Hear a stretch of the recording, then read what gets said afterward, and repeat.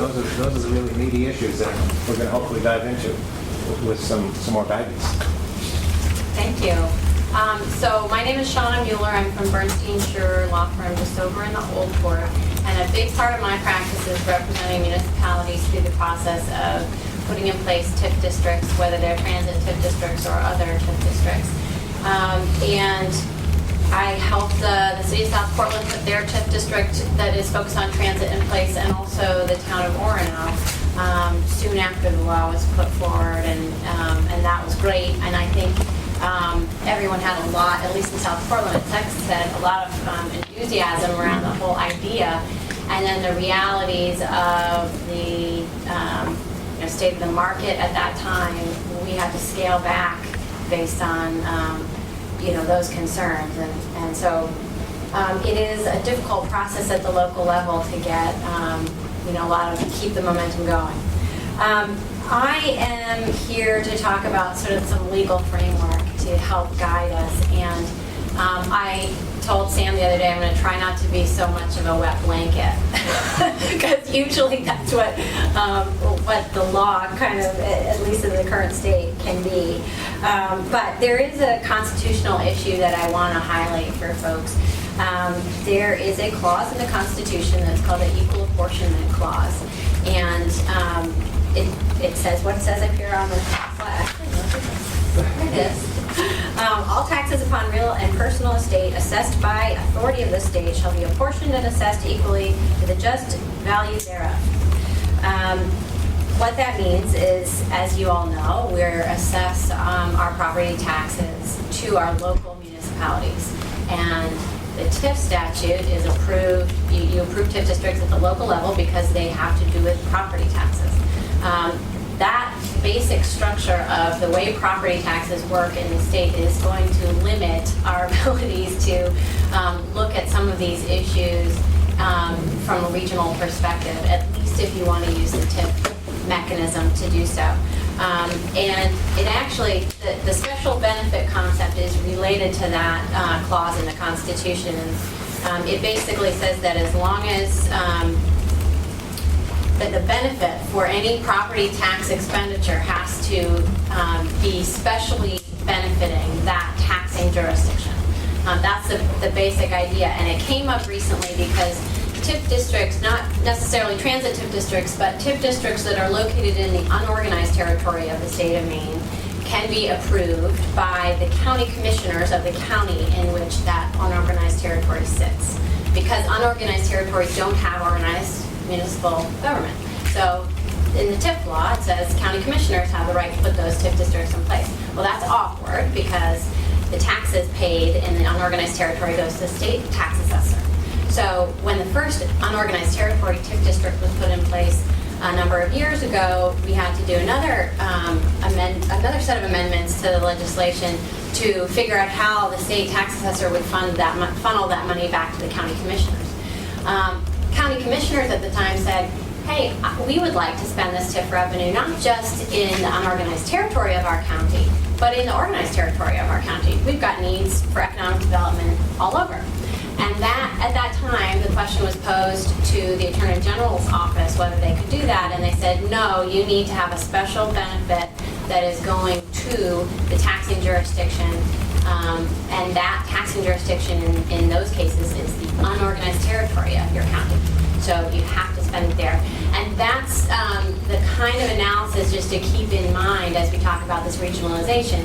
That doesn't mean to say that, even under today's law, you could have 6 or 7 municipalities all put in place transit-oriented TIF districts and funnel those TIF revenues to some regional effort, as long as it can be demonstrated that a special benefit is going to be received by those individual communities, and then I think it would pass this test. Tax increment financing has its own process. The TIF statute requires that there's a public hearing at the municipal level, and that the local legislative body of the municipality has to pass the TIF district. That in a town meeting form of government is a town meeting, in a council form of government is a council. I actually, not long ago, was at a town meeting form of government TIF district public hearing in Monmouth, and I knew I recognized Nancy from somewhere because she had some really wonderful questions at the public hearing, so that was amazing. But that is a whole other ballgame once you get to town meeting form of government.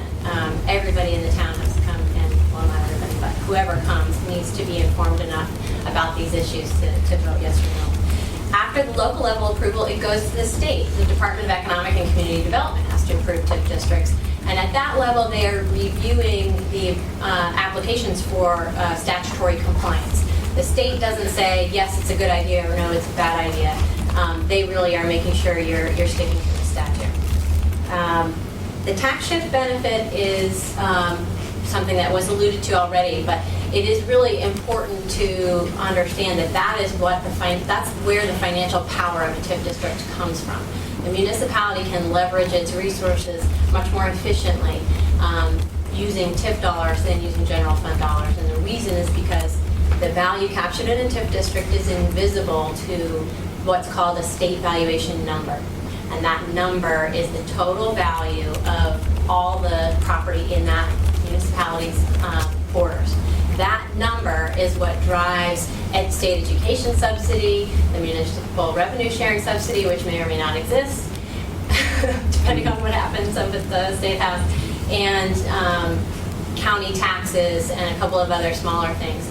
As your value in your municipality grows, the state says, well, your ability to pay for your own things gets better, and we shouldn't be giving you so much. If the value is in a TIF district, it's invisible from that calculation, and so you continue to get the subsidy that you would get whether you had the value in the TIF district or not.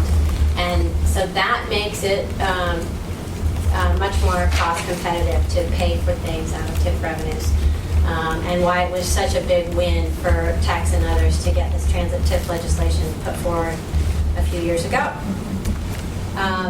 The TIF law, and I just want to make sure it's noted that it's a new or expanded transit service is what TIF revenues can be spent on. You can't pay for your existing transit services through TIFs. I just want to, before I wrap up, because I know we're running short on time, there are two mechanisms I thought it would be worth highlighting. One is interlocal agreements. Interlocal agreements are authorized by state statute, and they are agreements among different municipalities to share things. They are very broad in scope, and some of them, one example is you can have an interlocal agreement among communities to share a planner, or to share expenses for some other endeavor. And it occurs to me that an interlocal agreement might be a mechanism for folks to consider moving forward with a regional TIF concept. It's just basically a contract. Property tax-based sharing agreements. I hesitated to even put the slide up because I don't have any experience with them. Do any of you folks have any experience with them? Has it ever been done? I'm not sure.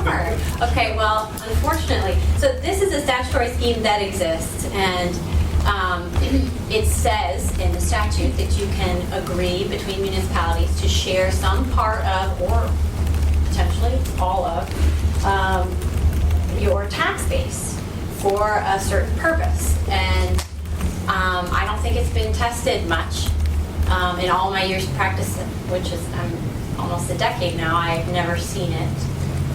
But it might be something we can explore. So I think that wraps up what I wanted to cover today. Thank you. That's very, very helpful.